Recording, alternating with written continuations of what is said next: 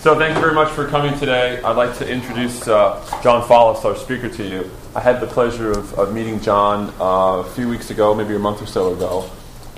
We had a long conversation. By the way, you all have a copy of his bio in your packages, so you know he's a big-time marketing guy from Park Avenue / Madison Avenue in New York City, a large advertising firm, has worked with large multinational corporations, a very established author, writes for places like Adweek.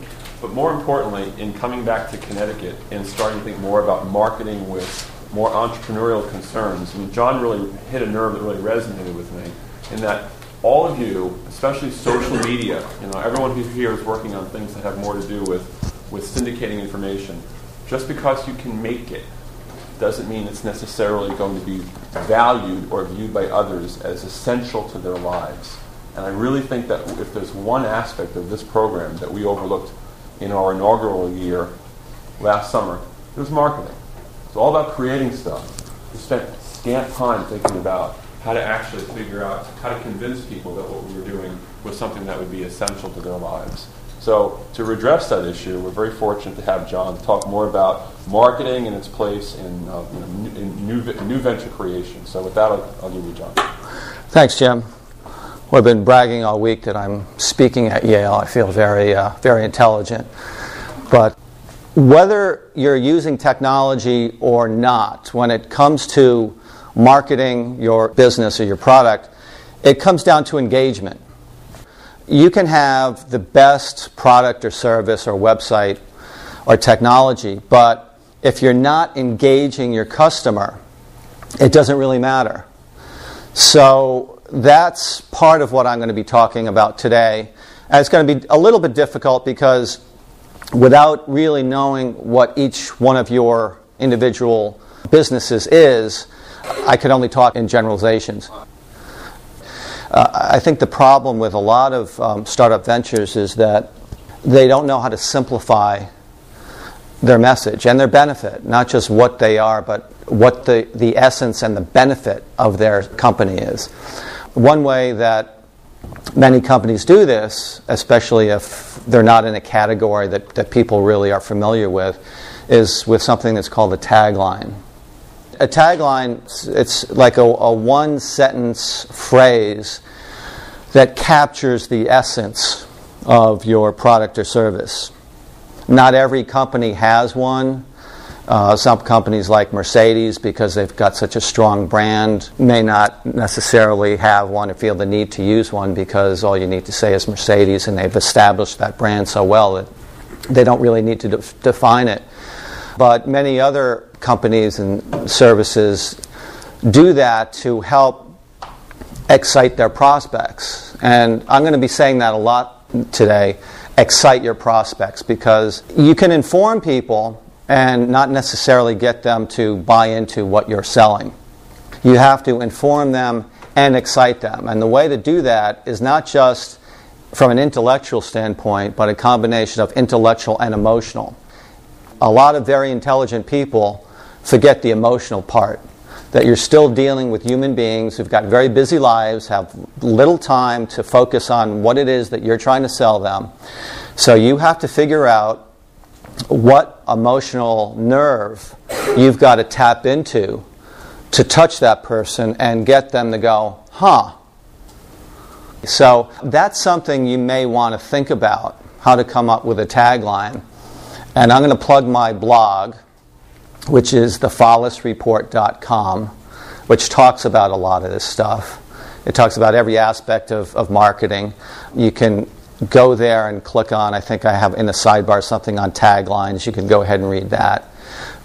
I should give you my podcast as well. That's called The Marketing Show, and that is themarketingshow.net. The format of that is me interviewing business owners who have tried things, some of which have worked and some haven't worked, so you get the benefit of learning from their experience. And even though it may not be particularly directly related to your business, of the 17 different interviews, you may find a couple of them that might be interesting. There are a lot of people who say that advertising doesn't work anymore and it's all about PR, and to some extent that's true. Traditional advertising is becoming less and less of a way to go because people just shut it off. And when I say marketing, a lot of people think advertising. They get very confused by the lingo, just the way I get confused by a lot of tech lingo. They hear the word marketing, they think advertising. Marketing includes everything. It includes advertising, PR, blogging, podcasting. Any way that you engage your prospect is marketing. Word of mouth, writing articles, face-to-face, one-to-one, anything. That's the big umbrella.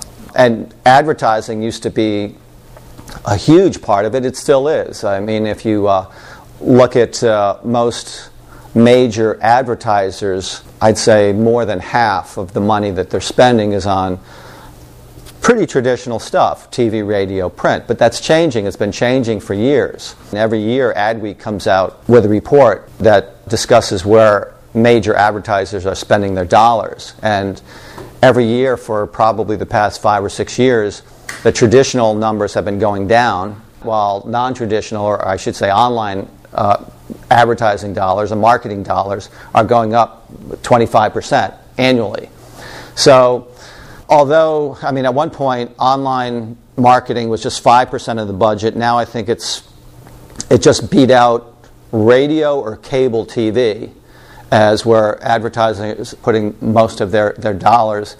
And it'll be interesting to see where it stops. You know, things are changing so quickly, it's almost hard to keep up with it. Public relations, I think, is a great way to try to get the word out about what you do. And the way public relations is going to be really effective is if you come up with something that's really pressworthy. A lot of people think that they can get public relations when they don't really have anything that's that pressworthy to say.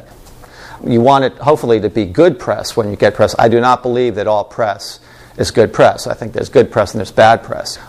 And the reason why that can be very effective is for that very reason, that you're not presenting. It's from a third party, hopefully someone who's respected. If you get in the New York Times or the Wall Street Journal, you're written up by a very well-respected editor. People are going to look at that with pretty high esteem. So that's not easy to get, but if you can get it, that's a very effective way of getting your message out to people. And as I mentioned, the way you can help generate that is come up with something that's genuinely pressworthy. We did that when we had our agency in New York. Our advertising in general was pretty edgy. I have a philosophy that it's better to upset or piss off 10% of your audience than bore all of them. So most advertising that you look at is pretty boring. So we tended to push the envelope a little bit, and it was rare when we didn't do something that rattled some people's feathers. As long as you're responsible. Any questions? Well, if not, let's give John a big round of applause.